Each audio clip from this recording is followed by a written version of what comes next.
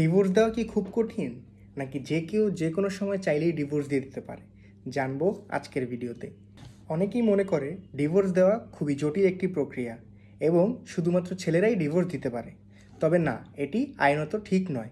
স্বামী স্ত্রী উভয় পক্ষই ডিভোর্স দিতে পারে এবং ডিভোর্সের প্রক্রিয়াটি হতে হবে আইনি ধাপগুলো মেনে এবং সঠিক নিয়মে। তাহলেই ডিভোর্স প্রক্রিয়াটি খুবই সুন্দরভাবে সম্পন্ন হবে। একজন স্বামী চাইলেই যে কোনো সময় তার স্ত্রীকে ডিভোর্স দিয়ে দিতে পারে, তবে সেটি হতে হবে নিয়ম মেনে। আর স্ত্রী যদি গর্ভবতী হয় সেক্ষেত্রে সন্তান জন্ম হওয়ার আগ পর্যন্ত প্রক্রিয়াটি স্থগিত থাকে, অর্থাৎ সন্তান জন্ম হওয়ার পরেই কেবল ডিভোর্সের প্রক্রিয়াটি সম্পন্ন হবে অথবা ডিভোর্স কার্যকর হবে। এবার আসি স্ত্রীদের ডিভোর্স দেওয়ার কথায়। স্ত্রীদের ডিভোর্স দেওয়ার বিষয়টি তাদের বিয়ের কাবিননামার উপর নির্ভর করছে।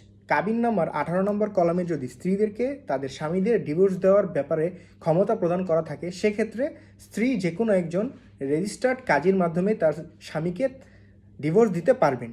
তবে যদি কোনো উদ্দেশ্য প্রণোদিতভাবে অথবা স্ত্রীর মতামতের ভিত্তিতেই 18 নম্বর কলামে স্ত্রীকে তার স্বামীকে ডিভোর্স দেওয়ার ক্ষেত্রে ক্ষমতা প্রদান করা না থাকে, সেক্ষেত্রে তিনি যে কোনো রেজিস্টার্ড কাজীর মাধ্যমে তার স্বামীকে ডিভোর্স দিতে পারবেন না।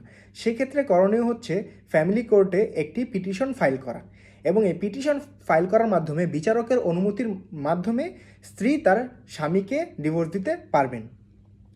তবে এই ক্ষেত্রে মনে রাখা ভালো, স্বামী স্ত্রী উভয় পক্ষের ডিভোর্সের ক্ষেত্রেই এই বিষয়টি 90 দিনের জন্য বিচারের আওতায় থাকে, অর্থাৎ ডিভোর্স দেওয়া মাত্রই বিষয়টি কোনোভাবেই কার্যকর হয় না। এটি 90 দিন অথবা 3 মাস বিচারকের আওতায় থাকে এবং 90 দিন বা 3 মাস পরেই ডিভোর্সের ব্যাপারটি কার্যকর হয়। বিয়ে যেমন একটি আয়োজনের বিষয়, ডিভোর্সও তেমনই একটি আইনি প্রক্রিয়া। আইনের বিভিন্ন ধাপ পার করলেই কেবল ডিভোর্স কার্যকর হয়।